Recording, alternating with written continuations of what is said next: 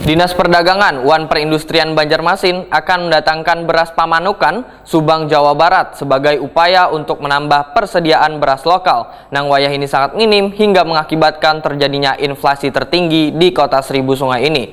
Karena beras Pamanukan ini sama dengan beras Banjar.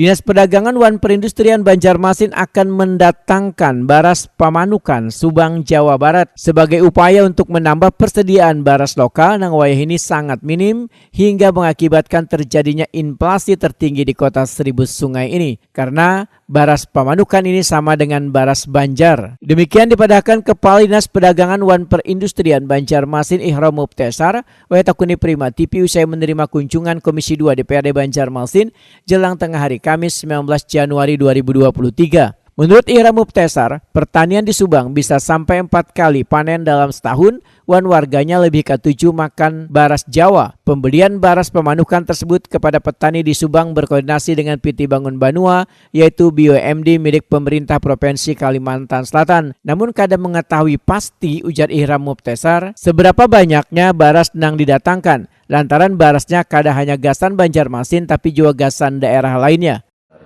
Dari pemerintah Kabupaten Subang itu mereka memberikan dukungan dan insya Allah kita akan menggunakan PT Bangun Banua karena kemarin sudah dirapatkan di Unit Sekda dan PT Bangun Banua juga berkenan, dari pemerintah provinsi melalui Biro Perekonomian juga berkenan.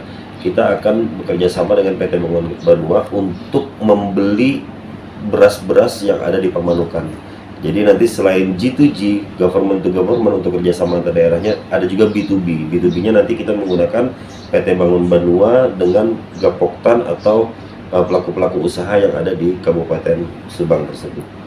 Siapa kira-kira kita memerlukan? Ini lagi dikaji seberapa banyak kita memerlukan. Tentu kita tetap harus memperhatikan jumlah beras yang tersedia di Kabupaten Subang dan jumlah dana yang akan dikeluarkan nanti melalui belanja tak terduga.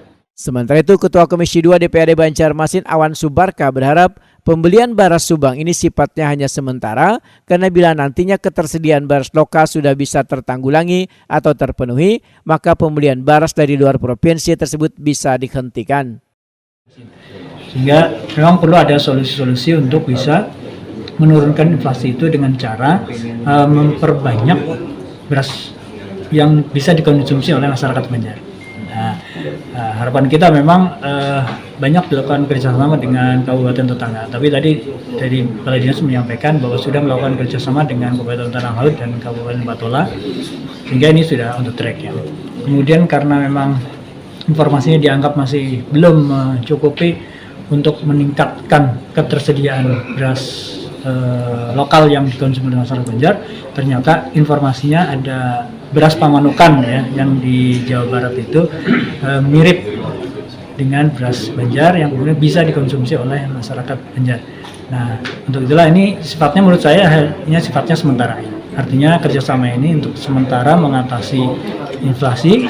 Harapan saya nanti kalau sudah ketersediaan beras lokal dari masyarakat Kalimantan Selatan sudah mencukupi, menurut saya itu bisa di stop.